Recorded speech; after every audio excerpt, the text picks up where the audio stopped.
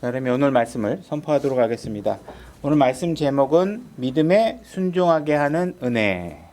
본문으로는 로마서 1장 4절과 5절 두 구절 찾아서 우리 같이 읽고 말씀을 선포하도록 하겠습니다. 로마서 1장 4절 5절입니다. 찾으셨죠? 같이 소리내서 읽겠습니다. 준비 시작. 거룩함의 영으로는 죽은 자들로부터 부활하심으로써 하나님의 아들로 권능 있게 밝히 드러나셨느니라. 그분으로 말미암아 우리가 은혜와 사도직을 받아 그분의 이름을 위하여 모든 민족들 가운데 믿음에 순종하게 하였나니.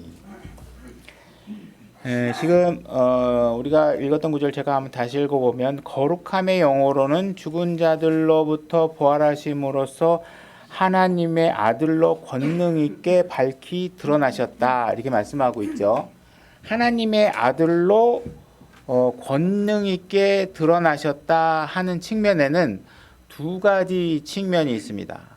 권능 있게 드러나신 것이 두 가지 측면에서 어떤 것이 이분이 하나님의 아들이라고 선포하고 있냐 하면은 이분이 하나는 죽음에서 부활하셨다 하는 것이 이분이 하나님의 아들임을 강력하게 지지해주고 있다라는 것입니다. 그다음에 두 번째는 무엇이냐면 거룩함의 영이 그분에게는 있었다. 이 거룩함의 영이 바로 이분이 하나님의 아들임을 선포해주고 있다. 이렇게 얘기되어 있는 것입니다. 그래서 이 거룩함의 영이라는 것은 우리가 단순하게 죄를 짓지 않았다 하는 의미, 그 이상의 의미를 가지고 있습니다. 그래서 그 의미도 우리가 오늘 지금 살펴볼 텐데, 결국 그분은 거룩하시다. 우리 보고 거룩해져라 하는 뜻은 뭐냐면 우리가 세상과 구별되어져서 살아야 된다. 이 이야기를 하고 있는 것입니다. 우리가 1절에서도 그 얘기되어 있는데 자기가 구별되어졌다. 바울이 이렇게 얘기하고 있고 우리는 구별되어져야 되는데 예수님께서도 마찬가지로 구별되어진 그런 삶을 사신 분이다. 그러면 그분께서 구별되어졌다 하는 이 의미가 죄인들하고는 다니지 않았다. 이런 의미는 아니잖아요. 분명히 이분은 죄인들하고 그 한가운데서 같이 생활하셨던 분이니까. 그래서 이분이 거룩함의 영을 가졌다, 거룩하게 구별되어졌다 하는 의미는 이분이 죄인들하고 안 다녔다는 게 아니라 그 죄인들 중에 하나가 아니다. 그분은 완벽하게 다른 유형의 사람이다. 그분은 죄가 하나도 없다.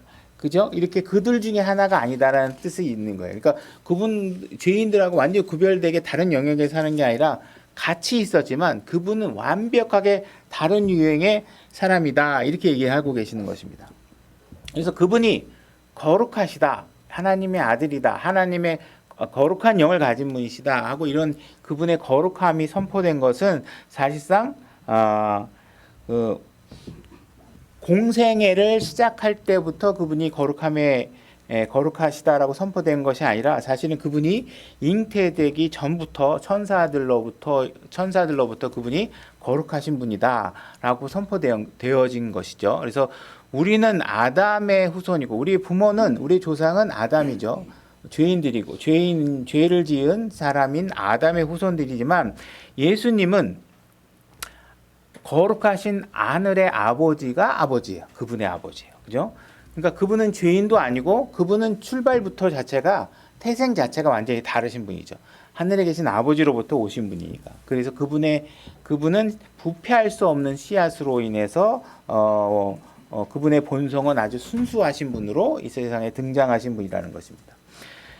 그리고 지금 4절에서 하나님의 아들로 권능 있게 밝히 드러나셨다 하는 것은 그분이 거룩한 영을 가지고 있기 때문이다. 제가 얘기했죠. 그분이 거룩하시다라고 하는 이야기는 그분이 예수님께서 나는 거룩한 사람이야 이렇게 주장하는 걸로 그분이 거룩하다 이렇게 얘기하는 게 아니에요. 그분이 거룩하다라고 얘기한 것은 그분이 거룩하다는 사실이 스스로 나는 거룩하다라고 입증하신 분이에요. 증명이 되신 분이에요. 그럼 어떤 것으로 그분이 자기 자신을 거룩하다고 입증했느냐 하는 것은 무엇이냐면 그분이 부활하셨다는 것 때문에 그래요. 그죠? 죄의 싹은 사망이고 우리는 죄인이고 이 사람이 죄인이라는 사실이 완벽하게 입증되는 순간은 어떻게 해요? 죽음이 임하게 되면 이 사람은 죄인이구나. 그죠? 죽는 거는 죄인이기 때문에 죽는 거니까. 근데 예수님은 어떤 분이시냐? 우리의 죄 때문에 죽으실 수밖에 없죠. 죽으실 수밖에 없어서 우리 죄의 대가를 대신 치르기 위해서 죽으셨지만 죽음이 그분을 붙잡아 놓을 수 없으셨다는 거예요. 그분이 다시 부활해 났다는 거예요. 다시 말해서 이분은 거룩하신 분이라는 거예요. 죄가 없으신 분이라는 것이죠. 그죠? 그래서 예수님께서 십자가에서 죽으시면서 입증한 사실이 두 가지가 있는데, 하나는 뭐냐면 그분이 우리의 죄로 인해서 우리의 죄의 대가를 치르시기 위해서 십자가에서 죽으셨다. 왜 십자가에서 죽으셨느냐? 죄의 삭은 사망이고 하나님께서 죄인들에게 요구하고 있는 죄의 대가를 모두 충족시키기 위해서는 예수님께서 어떻게 하셨어야 되느냐? 십자가에서 우리가 받아야 될 모든 징계를 대신 받으실 수밖에 없었던 것이죠. 그래서 그분이 십자가에서 죽으신 것은 우리의 죄에 대한 대가를 치르기 위해서 죽으신 것이다. 그리고 두 번째는 무엇이냐? 그분이 다시 일어나신 것은 무엇이냐면 이분은 자기 죄로 죽으신 분이 아니다. 이분은 거룩한 영을 갖고 계신 분이다. 그래서 이분은 거룩하심이 입증되었기 때문에 이 거룩하신 분은 유일하게 하나님 아들밖에 안 계신다. 그러니까 이 거룩함의 영으로 그분이 나는 하나님의 아들이라는 것을 실질적으로 입으로만 주장하신 것이 아니라 나중에 내가 죽은 뒤에 어떤 일이 일어나는지 봐라. 내가 분명히 거룩한 사람이다라는 사실을 이미 선포하셨고 그 사실을 스스로 입증하신 것이라는 거죠. 그죠? 만약에 그분이 처녀 탄생으로 인해서 죄가 없이 이 땅에 들어오신 분이 아니라면, 그죠? 죄를 지은, 그리고 나서 이 땅에 살다가 죄를 한 번이라도 지은 적이 있다면, 그분을 십자가에서 죽으신 이후에 묻히시게, 땅에 묻어놓고 나서 그런 상태에서 죽은 상태라면 어떻게 무덤에서 다시 걸어 나오실 수가 없겠죠. 근데 그분이 그곳에서 스스로 걸어 나오심으로 인해서 자기 자신이 하나님의 아들이다. 나는 거룩함이다. 죄가 없는 상태의 사람이다라는 사실들을 입증한 것이라는 거예요. 그래서 하나님께서 예수 그리스도 이 사람은 거룩하다라고 하나님께서 선언할 수 있는 거예요. 자신 있게. 거짓이 아니니까. 근데 우리는 죄인으로 살다가 예수 그리스도를 믿고 죄를 다 용서받고 우리가 의롭다고 인정도 받고 하나님과 원수 관계였는데 화해도 했고, 그죠? 그 다음에 우리는 새롭게 태어나서 아담으로부터의 출생이 아니라 거룩한 성령으로부터 거듭나는 출생까지 우리에게 일어났는데도 불구하고 하나님께서 우리를 거룩하다 이렇게 선포하지 못하는 이유는 뭐예요? 거룩함의 영으로 우리 스스로 무덤에서 일어날 수 있는 능력이 없어요. 우리는 아직, 그죠? 우리가 아직 완벽하게 새롭게 가지고 있는 육신을 갖고 있지 않기 때문에 우리는 아직 거룩하다고 하나님께서 선언할 방법이 없다는 거예요. 성경에 보게 되면 분명히 죽었다가 다시 살아난 사람들이 있죠. 뭐 나사로라든지 야이로의 딸이라든지 수넴 여인의 아들이라든지 이와 같은 사람들이 있어요. 근데 이런 사람들이 죽음에서 일어난 것은 스스로 일어난 게 아니라 어떻게 일어난 거예요? 하나님이 직접 개입하기도 하고 하나님의 사람을 보내서 누군가의 제3자에 의해서 그들이 죽음에서 일어난 것이지 자기 스스로 일어난 것이 아니라는 거예요. 그래서 지금 로마서에서 1장에서 3절에서 이분이 다윗의 씨로 오셨다고 얘기하고 있지만, 그죠? 그 다음에 그분께서 잉태하실 때 성령이 그분을 덮으셨다고 이야기는 하고 있지만 이분의 부활의 장면에 있어서만큼은 홀리 고스트, 홀리 스피릿, 성령님의 개입이 언급되지 않고 있다라는 거예요. 그분은 거룩함, 그분이 이 땅에 오심으로써 우리가 갖고 있는 삼위일체처럼 영혼육이 있잖아요. 우리가 세 가지의 요소들이 갖고 있잖아요. 예수님에게도 예수님의 영이 있는데 그 영은 성령님의 개입이 없이 그분 스스로가 일어날 수 있는, 죽음에서 일어날 수 있는 거룩한 영을 가지고 있다라는 거지. 그러니까 그분이 갖고 있는 거룩한 영이라는 것은 우리가 갖고 있는 상황과는 완벽하게 다른 것이라는 거예요. 예수님이 거룩하다라는 것은 우리에게 적용할 수 없는 그 거룩함이 있는 거예요. 예를 들어서 누군가의 방에 들어가서 아무도 없는데, 예를 들어서 다른 사람의 사무실에 딱 들어갔는데 책상에 5만 원짜리가 예를 들어서 뭐 한 장이, 초등학생이면 뭐 한 장 정도면 유혹이 될 거고 예를 들어서 뭐 돈다발이 하나가, 성인이면 돈다발이 한 장 하나가 뭉탱이가 있다 그러면 그 딱 보는 순간에 우리는 어떤 생각을 갖고 있냐면 내 안에 내가 갖고 있는 생각, 스피릿이라는 건 우리의 영이기도 하지만 사실상 우리의 생각을 지배하는 부분이거든요. 이 스피릿이 자꾸 나에게 저거 가지면 좋겠는데? 저 가질 수 없을까? 이런 생각이 내 안에서 계속 드는 거죠. 그죠? 그러나 나는 아직 그 돈에 손을 대진 않았어요. 그죠? 그러고 나서 안 되지. 이렇게 하다가 주위를 쫙 두리번 보는데 아무리 봐도 아무도 본 사람이 없을 것 같아. 이걸 내가 가져가면 누구도 내가 가져갔다고 생각하지 않은 증거가 하나도 없을 것 같아. 그죠? 그런 생각이 계속 내 안에서 생각들이 계속 다툼이 일어날 거 아니에요. 그죠? 그러나 그 상황에서 어떤 사람들은 그 손을 움직이는 것을까지 행동하지 않고 그 모든 마음을 자제했다면 그 사람에게는 분명히 올바른 가정교육이 있었을 거나, 그죠?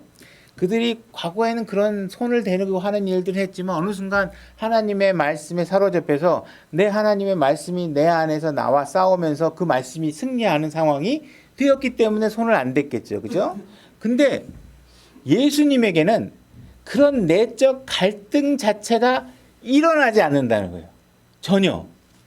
우리는 그런 내적 갈등이 일어나잖아요. 근데 예수님에게는 돈을 딱 보는 순간에도 어떠한 내적 욕망이 그분과 싸우는 일을 전혀 하지 않는다는 거예요. 우리는 맨날 어떻게 해요? 계속 보면 옛사람과 새사람이 싸우고, 그죠?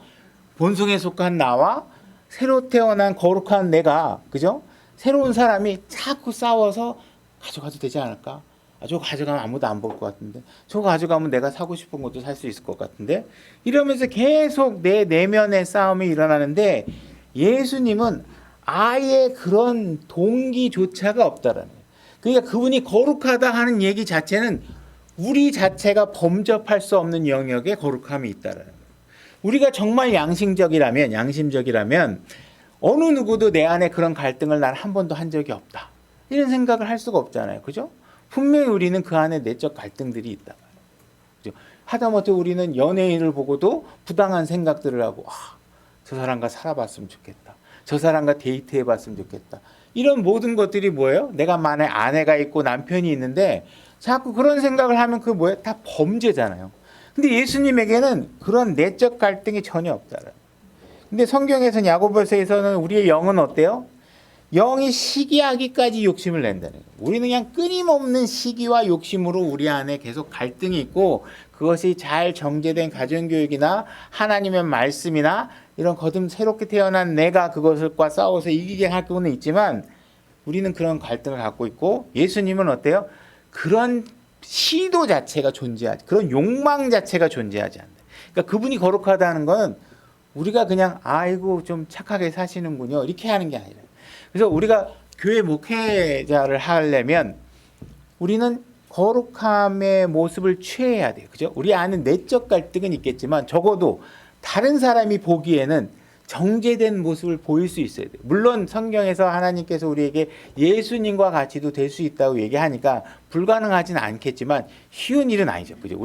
분명히 우리는 그 안에 갈등이 겪어요. 그러나 적어도 우리가 할 수 있는 건 뭐예요? 내 옛사람과 새로운 사람이 자꾸 싸워서 내 안에 갈등은 있지만 적어도 행위로는 드러나지 않을 정도의 거룩함을 우리가 갖추고 살 수 있어야 된다는 것이죠. 자, 고린도전서 15장 42절로 가보겠습니다. 제가 읽겠습니다. 죽은 자들의 부활도 이와 같으리라. 그것은 썩는 것 가운데 뿌려지고 썩지 않은 것 가운데 일으켜지며 수치 가운데 뿌려지고 영광 가운데 일으켜지며 연약한 가운데 뿌려지고 권능 가운데 일으켜지며 본성에 속한 몸으로 뿌려지고 영에 속한 몸으로 일어나니 본성에 속한 몸이 있고 영에 속한 몸이 있느니라. 그러므로 기록된 바 첫사람 아담은 살아있는 혼이 되었더라 함과 같이 마지막 아담은 살려주는 영이 되었다. 여기 살려주는 영이 영어로 quickening spirit 이렇게 돼 있어요. 그래서 우리는 아담의 후손이기 때문에 우리는 모두가 사망이라는 대가를 치러야 되는 상황에 놓여 있는 것이죠. 근데 예수님으로부터 우리는 새로운 출생을 받게 됩니다. 새로운 출생. 그래서 이 생명은 새롭게 태어나서 영원한 생명을 갖게 되는 것인데 이 퀴크닝이라는 단어는 뭐냐면 죽은 사람을 다시 살렸는데 이 다시 살린 퀴크닝이라는 단어는 한 번 그렇게 퀴크닝으로 살면 죽지 않는다는 의미를 갖고 있는 단어예요. 그러니까 한 번 우리는 과거에는 죽을 수밖에 없었던 죄의 삭스로 죽을 수밖에 없었던 우리였는데 예수 그리스도로부터 우리가 그 완벽하게 거룩하신 그분으로부터 받은 생명이 있잖아요. 정말 내적 동기조차 없이 깨끗한 그분의 거룩하심으로부터 받은 그 생명으로 우리가 다시 퀴크닝 다시 살아나게 되면 우리는 영원히 다시 죽지 않는다는 거예요. 그래서 이 문제가 이 생명은 영원히 끝나지 않는 생명이 된다는 거예요. 그죠? 고린도후서 3장 17절. 이제 주께서는 그 영이시니 주의 영이 계신 곳에는 거기에는 자유가 있느니라. 그러나 우리가 다 가리지 않은 얼굴로 거울을 바라보는 것 같이 주의 영광을 바라보며 같은 형상으로 변화되어 영광에서 영광에 이르렀나니 이것은 곧 주의 영으로 말미암은 것이니라. 여러분들은 아담으로부터 온 옛 본성을 가지고 있어요. 그리고 새롭게 태어난 새로운 본성이, 새로운 속성이, 새로운 생명이 여러분 안에 있죠. 그러면 여러분들이 자꾸 아담의 본성을 가진 사람과 자꾸 어울리고 아담의 본성의 문화 속에 여러분 자신을 자꾸 노출시키면 여러분들은 자꾸 누구를 닮아가느냐? 자꾸 아담을 닮아가는 삶을 살 수밖에 없어요. 그럼 여러분들은 어떻게 해야 되느냐? 자꾸 주님을 바라보고 그분이 어떤 분인가에 관심을 갖고 그분이 어떻게 살았는지 그분이 나에게 주신 것이 무엇인지를 자꾸 바라보고 살면 여러분들은 점점 어떻게 돼요? 예수 그리스도와 같은 모습으로 한 발짝 한 발짝 더 가까워지게 된다는 것이에요. 그죠? 그러니까 우리는 그 죽음으로부터 우리가 새로운 생명을 얻게 해주시고 모든 것이 거룩한 그분을 자꾸 바라보고 우리가 성장해 나가야 된다. 이 이야기를 하고 있는 것이. 그 다음에 우리가 그분으로부터 은혜를 받았다 하는 얘기를 하고 있는데 우리가 1장 5절에 보게 되면 그분으로 말미암아 우리가 은혜와 사도직을 받고 이렇게 돼 있는데 영어 문장으로 보게 되면 we have received grace 해가지고 우리가 은혜를 받았다. 그 다음에 사도직을 받았다 하면서 우리가 은혜를 받은 것이 먼저 나오게 됩니다. 그래서 우리가 은혜를 받았다 하는 말이 무엇인가를 우리가 생각해 보면 사실 우리가 이 땅에서 살면서 누군가로부터 은혜를 받았다.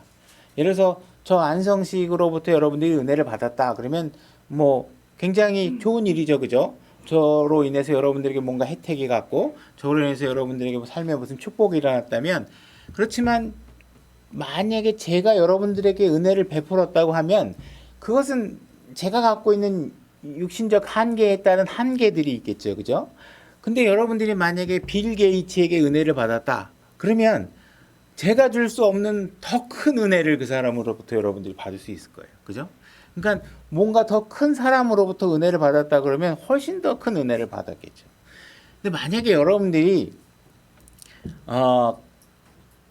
어떤 서울시 외곽에 뭐 어떤 공터나 이런데 컨테이너 박스를 집을 지어놓고 그저 허름하게 이제 그냥 끼니만 겪으면서 그냥 어디 가서 일용직 노동을 하고 있으면 그런 사람에게 여러분들이 자기 딸을 주고 싶은 생각이 들까요? 안 들까요? 안 들겠죠. 그죠? 그런 가난한 사람이랑은 같이 있고 싶지 않아. 그죠?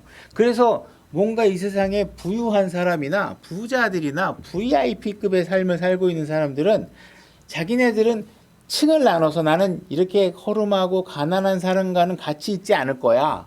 그래서 그들은 자꾸 자기와 같이 부유한 사람들끼리 서로 클럽을 만들고 동호회를 만들고 모임을 만들어서 생활을 한단 말이에요. 그죠? 근데 여러분들이 만약에 하나님, 이 모든 것의 창조주이신 그분이 우리를 향해서 내가 너하고 관계를 맺고 싶다. 일상을 너와 같이 보내고 싶다. 이렇게 제안하신다면 이 은혜가 얼마나 큰지 한번 생각해 보라는 거예요. 여러분들이 조그마한 회사만 다니더라도 회사에서 그날 저녁에 청소를 하는 만약에 일용직인데 그날 회사 사장님이 오늘 나하고 같이 식사 한번 하자만 그래도 가슴이 꼴딱꼴딱 무슨 일이지? 뭐 맛있는 거 사주실래나? 좋잖아요. 그죠? 근데 만약에 여러분들이 청와대에서 여러분들이 초청해가지고 오늘 내가 너하고 당신하고 오늘 같이 식사 좀 하고 싶다 그러면 얼마나 막 기분 좋고 막 그냥 대단한 영광으로 생각하겠어요. 와, 청와대에서 나를 만나? 근데 지금 하나님께서 그거와는 비교도 할 수 없이 높고 많은 것을 갖고 계시고 부유하시고 절대자이신 그분께서 여러분들에게 내가 너와 일상을 같이 하고 싶다 이렇게 얘기하고 계시다는 거예요.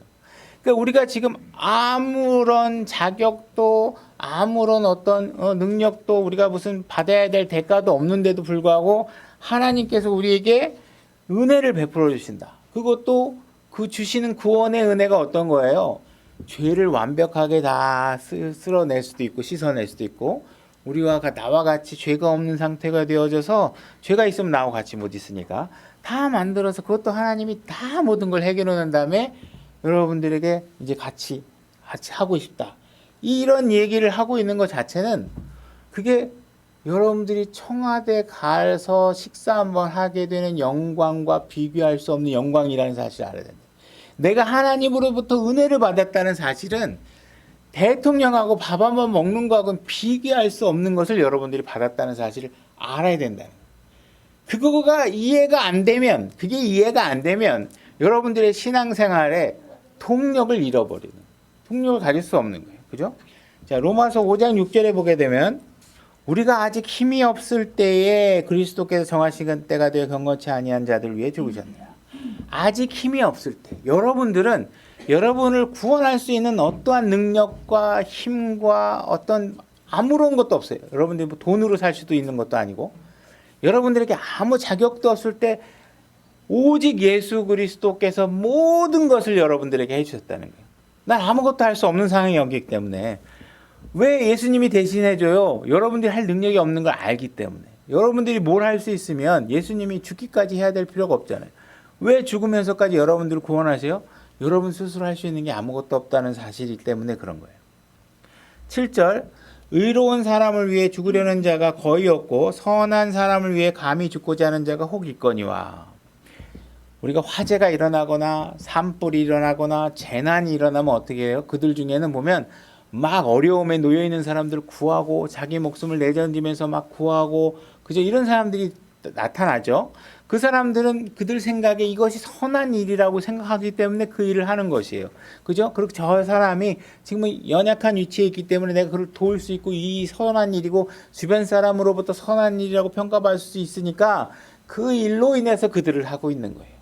근데 8절 우리가 아직 죄인이었을 때 그분은 우리와 함께하는 것이 전혀 득이 될 수 있는 상황이 아니야. 범죄자고 살인자고 그죠? 우리는 정말 추악한 범죄로 차 있는 우리를 위해서 그분은 그분에게 덕이 하나도 안 될 일인데도 불구하고 그분은 우리를 위해서 죽고자 결심하신 거예요. 그러니까 이것이 얼마나 큰 은혜인가?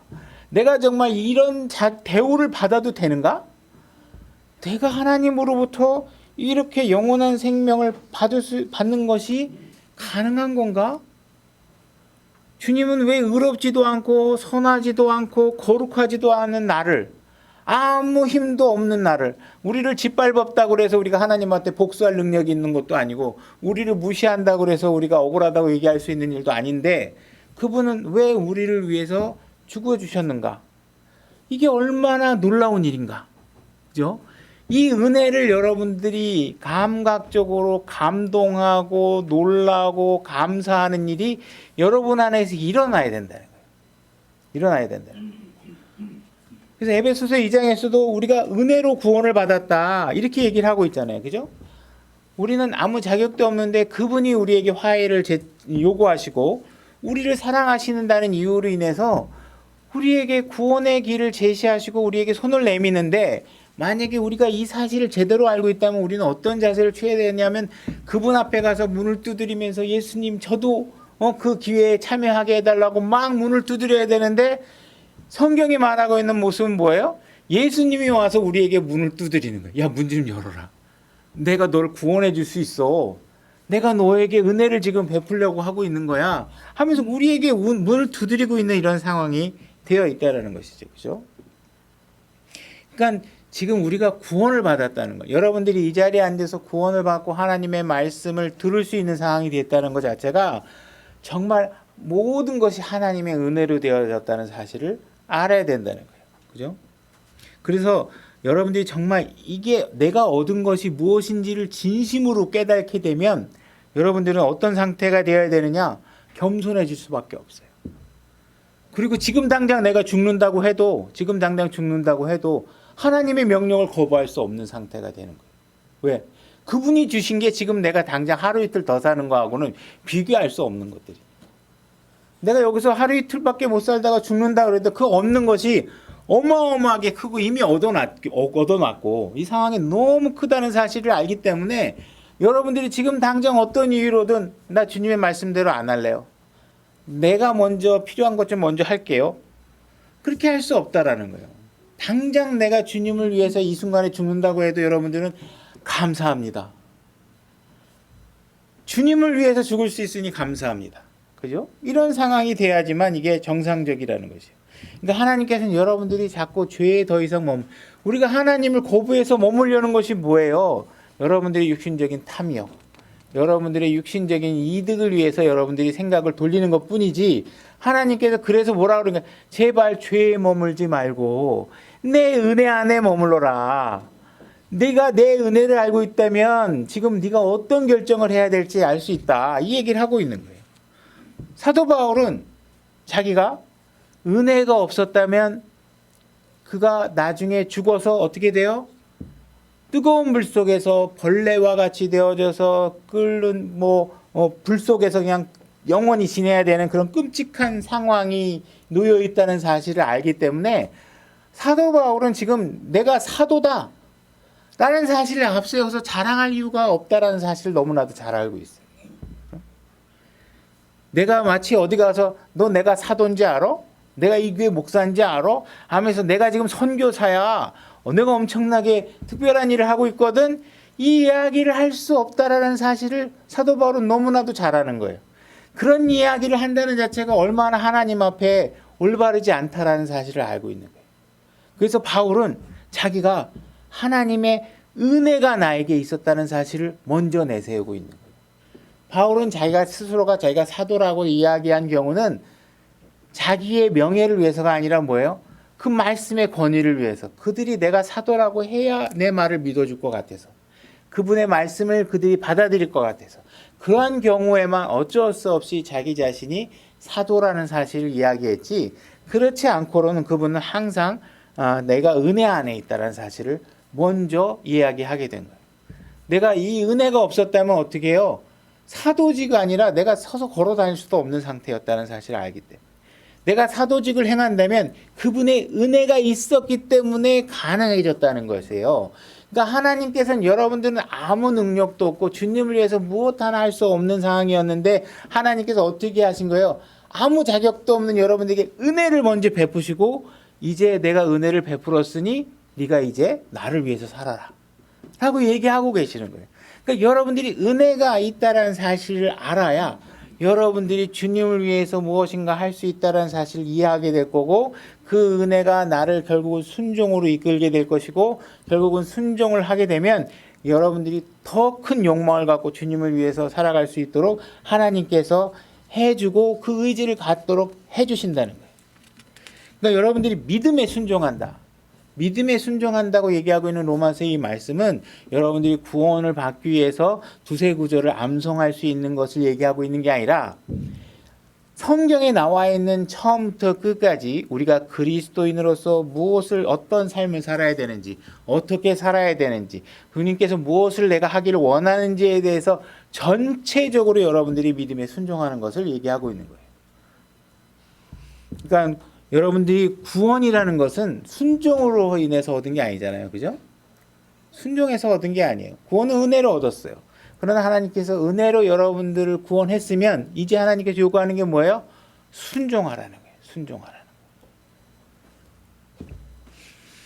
그래서 성경에서는 순종을 생산하지 않으면서 믿고 있다 이렇게 얘기하면 그 사람이 어떤 사람이냐 하면 속이는 자다 이렇게 얘기하고 있어요. 그 사람은 거짓말쟁이다. 거짓 믿음이다. 이 얘기를 하고 있는 거예요. 로마서 15장 18절로 가보겠습니다. 로마서 15장 18절입니다. 읽겠습니다. 이는 이방인들을 순종하게 하려고 그리스도께서 나를 통해 말과 행위로, 그죠? 말로만 하면 안 되는 거예요. 말과 행위가 있어야 순종이 이루어지는 거잖아요. 그죠? 말로 하는 건 순종이 아니에요. 말을 했으면 그 말에 순종하는 행위까지 따라야 순종이 있는 것이죠. 그죠? 이 이방인들을 순종하게 했다. 그죠? 바울은 그렇게 얘기하고 있는 거예요. 다시 말해서 내가 말을 했고 그 말을 받아들인 다음에 그 사람들이 그 말을 들은 말대로 어떻게 했어요? 행동을 한 거예요. 19절 능력 있는 표적과 이적들을 통해 하나님의 영의 권능으로 이루신 그 일들 외에는 그 어느 것도 내가 감히 말하지 아니할 것이기 때문이라. 이로써 내가 예루살렘으로부터 두루 다니며 일루리곤까지 그리스도의 복음을 어떻게 해요? 충만히 선포하였느니라. 바울은 복음을 선포하고 있는데 이 복음이 충만히 선포되어졌다고 얘기할 수 있는 근거는 무엇이냐면 내가 복음을 전했더니 복음을 들은 사람이 어떻게 돼요? 그 말을 듣고 그러고 나서 가서 말로만 막 전하고 말만 있고 이런 게 아니라 말을 들었으면 뭐가 돼요? 행위로 나왔다는 거예요. 다시 말해서 복음을 전했는데 그 사람이 말은 들었는데 행위가 안 나온다. 그러면 복음을 어떻게 전한 거예요? 절반도 안 전한 거예요. 제대로 안 전한 거예요. 그죠? 바울은 지금 뭐를 얘기하고 있냐? 내가 복음을 충만히 전했다. 왜? 말과 행위로 모든 것이 드러나게끔 전했기 때문에. 그죠? 그러니까는 복음을 전했는데 사람이 순종으로 이어지지 않았다. 그럼 여러분들은 복음을 온전히 전한 게 아니에요. 반밖에 못 전했든 3분의 1밖에 못 전했든 여러분들은 온전하게 전하지 못한 거예요. 그죠? 그래서 여기서 그리스도의 복음을 전했다 하는 이야기는 완벽하게 행위까지 이루어진 거예요. 그러니까 오늘날에는 거짓 복음도 많이 있지만 불완전한 복음을 전하는 것도 더 많다는 거예요. 그거는 뭐예요? 복음이 아니라는 거예요. 완벽한 복음이 아니라는 거예요. 그죠? 자, 로마서 16장 17절. 제가 읽겠습니다. 형제들아, 이제 내가 너희에게 간청하노니 너희가 배운 교리에 역행하여 분쟁을 일으키거나 실족하게 하는 자들을 주목하고 그들을 피하라. 자, 교회 안에는 어떤 사람이 반드시 있느냐? 교리에 역행하고 분쟁을 일으키고 실족하게 하는 일을 자꾸 만드는 사람들이 교회 안에 분명히 있다라는 것이에요. 그죠? 18절. 그런 자들은 우리 주 예수 그리스도를 섬기지 아니하고 뭐예요? 그 사람들은 자기 하나님 믿는 사람이 여기 앉아 있는데 그 사람에 대해서 어떻게 얘기하고 있어요? 그 사람들은 예수 그리스도를 섬기는 사람이 아니다. 뭘 섬겨요? 자기 배를 섬기며 자기 잘난 맛에 사는 거예요. 좋은 말로 빼어난 말솜씨로 순전한 자들의 마음을 속여갖고 너 내 말대로 해. 나하고 같이 하면 내가 좋은 거 가르쳐 줄게. 내가 하나님의 말씀을 되게 특별하게 깨달았거든. 아유 기존에 너희 목사 이거 몰라. 막 이러면서 자기에게 부여되지 않은 감독의 권한이 없는 사람이 성령님으로 인해서 세워진 사람이 아닌 사람이 자기 입속을 왜 자기 만족 데려다가 그죠? 뭐 하는 거죠. 그죠? 이런 일들이 벌어진다는 거예요. 너희의 순종이 모든 사람에게 알려졌나니라. 그러니까 그런 일이 있었는데도 불구하고 지금 그 사람들은 정확하게 그런 일들을 배격하고 순종하는 일이 벌어졌다면 그런 일에 관해서 널리 알려지기를 하나님 주님께서는 원하고 계시고 바울도 그런 일들에 관해서는 칭찬하고 있는 것이죠. 널리 알려졌으므로 내가 너희로 인해 기뻐하노라. 그러나 너희가 선한 것에 대해서는 지혜롭고 악에 관해서는 순전하기를 내가 여전히 원하노라. 그죠? 여러분들 하나님 말씀에 관해서는 자꾸 복잡하게 생각하지 마시고 단순하게 심플하게 그 말씀 그대로 받아들이면 되는데 말의 현란함으로 사실은 이건 넌 그렇게 생각했지 그렇지만 뭐 저쩌고 해가면서 여러분들을 악한 곳으로 꼬여내는 일들에 현란하게 와 여기는 뭔가 특별한 거 가르치는 것 같아. 하나님을 가는데 무슨 특별한 게 어딨어요. 여러분들이 누군가에게만 주는 특별한 진리란 있지 않아요. 성경에서 다 있는 건데 마치 뭐 특별 복음 대성에 뭐 이러면 예를 들어서 여긴 특별한 복음이 있나? 뭐 그런 거 없잖아요. 그죠? 근데 그런 거 좋아하는 사람들이 있어. 그죠? 그 가가지고 몇 가지 또 뭐 새로운 정보 뭐 이렇게 얘기해 좀 와, 이 사람이 막 지금 이 이스라엘이 어떤 상황에 놓여 있고 뭐 어쩌고 저쩌고 그러면 뭐 대단한 것 같고 여러분들 구약의 6월절에 대해서 아십니까? 그래서 뭐 구약에 대해서 좀 더 공부해 갖고 와 갖고 막 6월절이 어쩌고 저쩌고 얘기하면 우와 뭐 새로운 것 같고 그러지 말라는 거예요. 그냥 순수하게 단순하게 주님을 믿으라는 거예요. 그죠? 그래서 만약에 여러분들이 하나님의 말씀에 단순하게 순종하지 않는다면 성경에서 그런 사람들을 뭐라고 얘기하느냐? 속이는 자다 이렇게 얘기하고 있는 거예요. 17절에서 교리에 역행하는 사람들이 있다고 얘기하고 있고 18절에서 예수 그리스도를 섬기지 않는 사람들이 있다고 그러고 19절에서는 그렇지만 너희의 순종은 모든 사람에게 널리 알려졌다 이렇게 얘기를 하고 있는 거예요. 그죠? 많은 사람들이 마치 인터넷으로 설교를 들으면 그것이 뭐 요즘 뭐 인터넷 교회 뭐 이런 식으로 막 제목을 해서 유튜브 채널을 만든 사람들도 있고 보면 그러니까 성경을 말씀을 자기가 그 위에다 뭘 하나 새롭게 만드는 일들을 하면 안 돼요. 하나님은 21세기에는 정보에 뒤처지셔서 그 당시에 이 유튜브가 나올 거 몰라서 하나님이 그 당시에 그렇게 얘기했지 지금 하나님이 예수님께서 나타나셔서 성경을 쓰셨으면 유튜브로 많이 모여라 이렇게 말씀하실 것처럼 생각하시면 안 된다고. 그분은 시간을 다 떠나서 완벽한 진리를 우리에게 주신 분이에요. 그러니까 만약에 여러분들이 교회에 나오기 싫어갖고 유튜브에 앉아갖고 난 교회 생활한다 이렇게 생각하고 있으면 뭐예요? 하나님 말씀에 순종하는 사람이 아니에요. 여러분들이 교회를 찾았는데 마음에 드는 교회가 없다. 그거는 그 교회가 그 사람을 마음에 안 들어 할 수도 있기 때문에 왕따 당해서 나갔을 수도 있는 거 아니에요. 그죠? 하나님 말씀에 순종 못 해가지고. 그러니까 교회라는 것은요, 어느 교회를 다니든 나를 주인공으로 만들어서 나에게 100% 만족한 환경을 제공하는 교회는 존재하지 않아요. 교회가 이루어지려면 어떻게 돼야 돼요? 서로 양보하셔야 돼요. 서로 희생도 하고 서로 양보도 하고 이래야 교회 생활이 되는 것이죠. 그죠? 그러니까 교회 생활이라는 것은 여러분들이 구원만 받았다고 해서 교회 생활이 이루어질 수 없어요. 어떻게 해야 교회 생활이 이루어지느냐? 말씀에 순종할 마음이 있어야 되고 순종하셔야 교회 생활이 되는 것이에요. 그러니까 마치 구원만 받으면 됩니다. 구원만 있으면 됩니다라고 여러분들에게 뭐 성경의 몇 구절을 그냥 앞뒤 맥락 잘라서 여러분들에게 보여줘가지고 여러분들을 마치 그냥 구원만 받으면 순종 안 하셔도 됩니다. 뭐 이렇게 가르치고 있다면 이건 성경에 없는 얘기예요. 오늘날 오염된 현대 목사들이 가르치는 주장일 뿐이지 성경은 그것을 얘기하고 있지 않다라는 거예요. 그래서 여러분들은 하나님 말씀에 순종하지 않으면 다른 지체와 함께 할 수 있는 시간이 자꾸 줄어들 수밖에 없어요.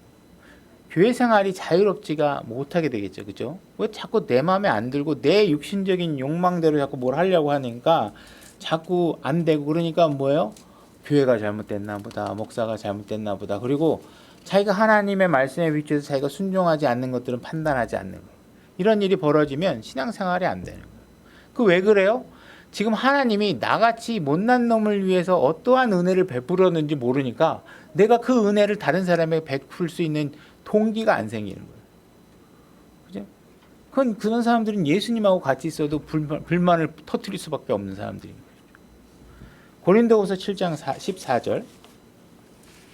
그러니까 여러분들이 자꾸 자기 자신을 속이고 다른 사람을 속이고 이런 생활을 해서는 안 된다는 거예요. 특히 교회 안에서 자기가 뭐 좀 안다고 해서 하나님 말씀의 순종보다는 지적으로 뭔가 사람들을 현란하게 현혹하고 하는 일들을 해서는 안 된다. 고린도후서 7장 14절. 내가 너희에 관하여 무엇인가를 그에게 자랑하였어도 부끄러워하지 아니하노라. 오히려 우리가 너희에게 모든 것을 진실하게 말한 것 같이 우리가 자랑한 것, 즉 내가 디도 앞에서 행한 자랑이 진실임이 드러났도다. 그는 너희가 두려움과 떨림으로 자기를 받아들인 것, 즉 너희 모두의 순종을 기억하고 자기의 내적 애정을 너희에게 더욱 넘치도록 기울이느니라.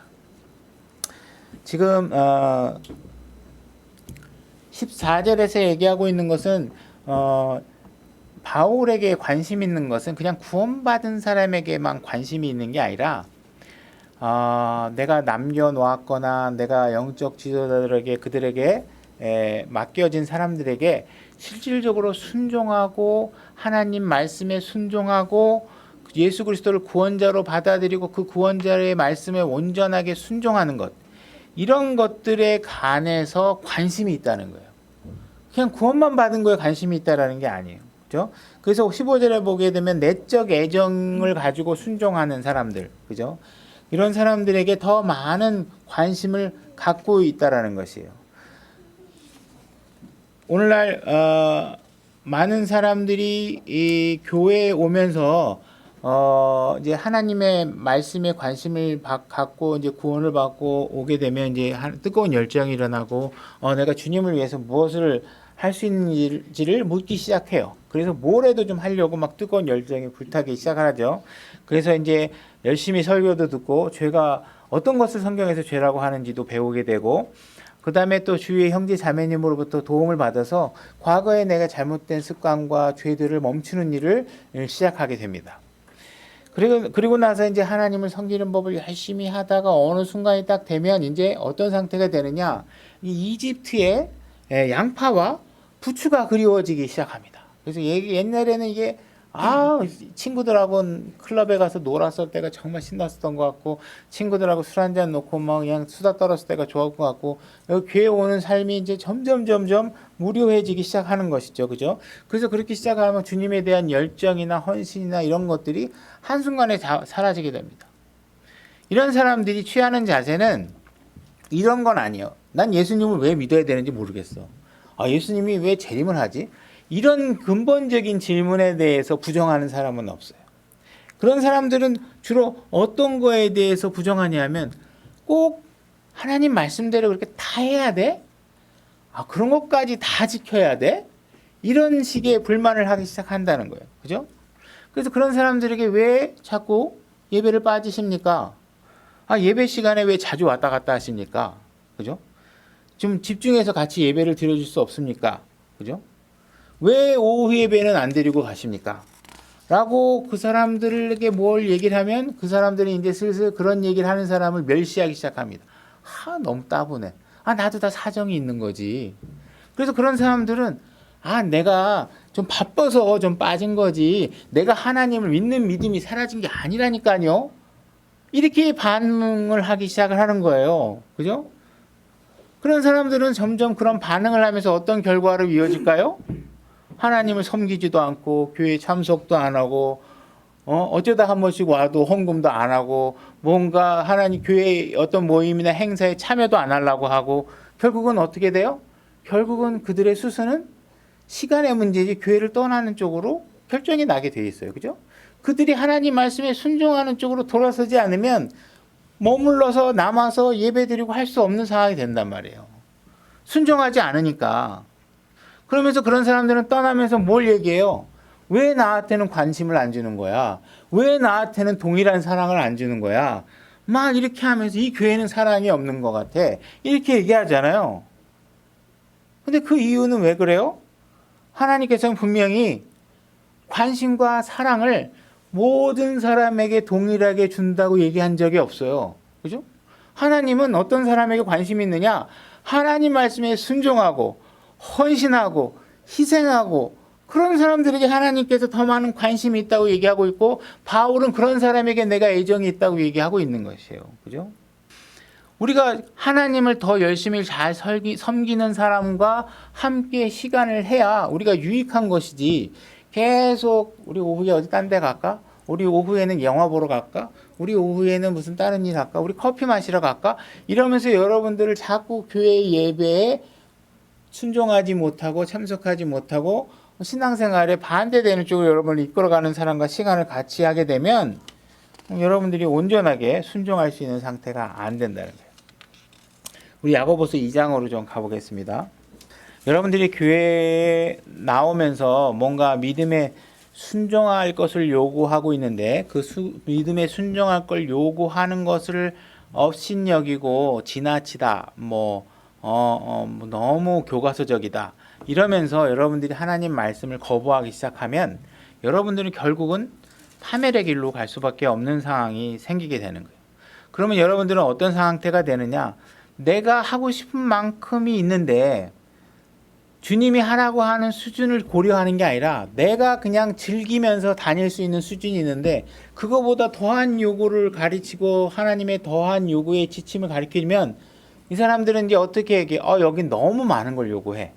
그러면서 이제 교회를 떠나서 나의 욕구에 내가 하고 싶은 만큼만 하도록 허용하는 교회를 찾아다니게 되잖아요. 그런 방식으로는 여러분들이 절대로 신앙이 성장할 수 없다라는 것이에요. 엄청난 손해를 보게 될 것이라는 것이에요. 그죠? 오늘날 노동법이나 이런 것들이 바뀌어가지고 한 번 취업하면 회사에서 마음대로 자르지 못하잖아요. 그죠? 그러니까 대강 설렁설렁 일해서 그냥 특별하게 해고 사유가 없는 한 굳이 열심히 일하지 않아도 돼요. 저희가 어렸을 때는 유급이라는 게 있어서 학교에, 그죠? 만약에 초등학교 2학년 과정을 다 습득하지 않으면 3학년으로 안 올려보내요. 그래서 2학년 걸 다 해야 3학년으로 올려보내요. 근데 오늘날 교육은 얘가 다 이해했던 말았던 고등학교 졸업하는 데 별 지장 없어요. 그죠? 시험을 빵점을 맞아도 유급되는 상황이 없어요. 그죠? 이런 상황들이 너무나도 익숙해져 있다 보니까 교회 생활도 그런 식으로 해도 된다고 생각하는 거예요. 사람들이 점점. 그죠? 내가 교회 나가서 그냥 왔다 갔다 하면 되지. 뭘 바쁜데 교회에서 청소도 하고 뭐 주방 봉사도 하고 그런 게 어딨어. 나는 다 안 할 이유가 있거든. 난 너무 바빠. 나는 너무 그런 일을 할 정도의 사회적 신분이 아니야. 난 밖에서 무슨 일도 하고 있어. 그러니까 이런 것들은 그냥 시간 많은 사람들이나 하면 되는 거야. 뭐 이런 식으로 생각하면서 그냥 아무 헌신도 하지 않는 사실을 너무 별것도 아닌 일로 생각하는 경우가 많은 것이죠. 자, 야고보서 2장 1절로 가보겠습니다. 제가 읽겠습니다. 내 형제들아, 영광의 주 곧 우리 주 예수 그리스도의 믿음을 가지고서 사람들의 외모를 중시하지 말라. 그죠? 사람들의 외모를 중시하면 안 됩니다. 만일 너희 집회에 금반지를 끼고 아름다운 옷을 입은 사람이 오고 또 허름한 옷을 입은 사람들이 들어올 때 너희가 화려한 옷을 입은 자에게 관심을 기울이며 그에게 이르되 여기 좋은 자리에 앉으소서 하고 또 가난한 자에게 이르되 거기서 있든지 여기 내 발 받침 밑에 앉으라 하면 너희가 너희끼리 차별하며 악한 생각으로 판단하는 자가 되지 아니하느냐 이렇게 얘기하고 있죠. 자, 오늘 주제에 맞춰서 이 말씀의 논점을 우리가 한번 가져가 보도록 해보겠습니다. 만약에 누군가가 아주 금반지에 화려한 옷을 입고 이 교회에 딱 들어오는데 그 사람이 구원받은 사람이에요. 그러면 우리가 그 구원받은 사람으로서 동일하게 예우를 해줄 수 있겠죠. 그죠? 어떤 사람이 가난해요. 허름한 옷에 정말 초라한 옷을 입고 이 교회에 들어왔어요. 근데 그 사람이 구원받은 사람이에요.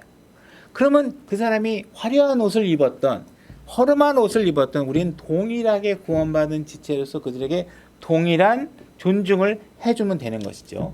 근데 우리가 여기서 우리 논점을 맞춰서 논점을 살짝 꽈서 만약에 누군가가 이 교회에 들어왔는데 그 사람이 한 달에 한 번도 예배도 안 나오고 한 달에 한 번도 안 나오고 교회 모임에는 거의 참석도 안 하고 어쩌다 한번 나가도 뭐 헌금도 하지도 않고 만약에 이러면서 이 사람이 동일한 대우를 받기 바란다?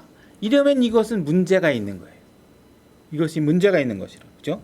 구원만 받은 것으로 만족하고 아무것도 안 하고 여기서 있는 사람들을 여기서 헌신하고 주방에서 열심히 일하고 남들보다 먼저 오고 남들보다 더 늦게 가면서 교회를 돌보고 아니면 또 어려운 지체들에게 전화도 하고 이러면서 뭔가 그리스도인으로서 하나님의 자녀로서의 품격과 위치를 드러내기 위해서 그분께 영광이 되는 삶을 살기 위해서 헌신하는 사람이와 예배도 잘 안 드리러 오고 헌금도 안 하고 어쩌다 와도 어떤 모임에 같이 합시다 그러면 나오지도 않고 이런 사람을 동일하게 대우를 해야 된다. 이건 성경적 가르침이 아니라는 거예요. 그렇게 할 수가 없다라는 거예요. 우린 제한된 시간과 제한된 자원을 가지고 서로를 대해야 되는데 그걸 어떻게 아무것도 아는 사람하고 똑같이 내가 1시간을 보내야 되고 교회를 위해서 헌신하는 사람을 위해서 1시간밖에 안 보내야 되고 이렇게 할 수 없다라는 거예요. 우리가 달란트 비유라는 걸 알고 계시잖아요. 그죠? 어떤 사람은 5달란트를 가졌는데 열심히 벌어서 5달란트를 만들어서 10달란트를 받아왔죠. 어떤 사람은 2달란트를 가지고 열심히 벌어서 2달란트를 만들어서 4달란트를 갖고 왔어요. 근데 1달란트 갖고 있는 사람은 갖고 있다가 아무것도 안 하고 하나님은 그냥 지키기만 하면 좋아하시겠지 하고 있다가 1달란트 갖고 왔더니 하나님께서 어떻게 하신 거예요? 그 1달란트 뺏어서 10달란트 갖고 있는 사람에게 줘버리잖아요. 그죠? 하나님은 동일한 사랑을 베푸시는 분이 아니에요. 열심히 산 사람에게 하나님께서 착하다고 얘기하시고 신실하다고 얘기하시는 것이지, 여러분들 내가 갖고 있는 거 그냥 지키다가 아무 수고도 아니하지 하고 안 하고 내가 교회 나오면 똑같이 내가 칭찬받아야 되고 똑같은 대접을 받아야 된다고 생각하는 건 성경적 가르침이 아니에요. 그렇게 할 수가 없다라는 거예요. 그죠? 자, 디도서 2장 11절로 가보겠습니다. 디도서 2장 11절 제가 읽겠습니다. 구원을 가져다 주신 하나님의 은혜가 모든 사람에게 나타나. 자, 하나님의 은혜가, 여러분들이 일단 구원을 받았으면 구원을 받는 순간에 그 모든 것이 무엇으로 이루어졌느냐? 하나님의 은혜로 똘똘똘 뭉쳐진 것이 내 안에 다 들어와 있는 거예요. 나에게 모든 하나님의 은혜가 들어와서 내가 모든 것을 갖게 만들어 주신 거예요. 그죠? 근데 그 하나님의 은혜가 뭘 하냐면 우리를 가르치세요. 가르치시되 건건치 아니한 것과 세상에 속한 정욕들을 우리가 거부하고 현 세상에서 맑은 정신을 가지고 의롭게 하나님의 뜻대로 살며, 그죠? 여러분들이 하나님의 은혜가 나에게 어떻게 들어와 있는지를 정확하게 이해를 하게 되면 그 하나님의 은혜는 여러분들이 그리스도인으로서 어떠한 삶을 살아야 되고 어떠한 헌신을 해야 되고 어떠한 그 희생을 감수해야 되는지를 여러분들에게 다 가르쳐 주신단 말이에요. 왜? 그분이 모든 걸 보여줬잖아요. 십자가에서 죽기까지 순종하셔서 여러분들에게 내가 너에게 준 것이 그냥 딱지튀기 해갖고 얻어갖고 너희들에게 준 게 아니라 뭐예요? 하나님이 자신의 아들을 십자가에서 죽이시는 희생까지 해서 여러분들에게 줬잖아요. 그거를 내가 알면, 그거에 대한 이해력이 생기면 어떻게 돼요? 이제 거룩하지 않은 것과 구별되고 하나님의 뜻대로 사는 동력을 부여해주게 된다는 거예요. 그러니까 하나님의 은혜를 모르면 어떻게 돼요? 하나님의 뜻대로 살 수가 없어요. 여러분, 하나님의 은혜를 알아야 하나님의 뜻대로 살 수 있게 된다는 것이에요. 그죠? 9절, 디도서 2장 9절로 가보겠습니다. 9절 앞으로. 종들에게 권면하여 자기 주인들에게 순종하게 하며 모든 일에서 그들을 매우 기쁘게 하고 말대꾸하지 말게 하며 훔치지 말고 전적으로 선하게 충성하는 것을 보이게 하라. 이것은 그들이 모든 일에서 하나님 곧 우리의 구원자의 교리를 빛내게 하려 합니다. 뭐가 교리를 빛내게 하느냐? 여러분들이 종으로서 어떤 회사에 들어가서 일할 때 주인에게 전적으로 순종하라는 거예요. 그 주인이 기뻐할 수 있도록 일하라는 거예요. 그렇게 하는 것이 뭐예요? 하나님의 은혜를 드러내고 그리스도인의 자녀로서 그분의 은혜가 무엇인지를 세상 사람들에게 알려주는 일을 하게 된다는 것이에요. 여기서 훔치지 마라. 플로팅이라고 하는 단어는 여러분들이 회사에 가서 일하다가 회사에서 여기 좀 남는 게 있네. 그리고 회사 거 집으로 가져오면 안 돼요.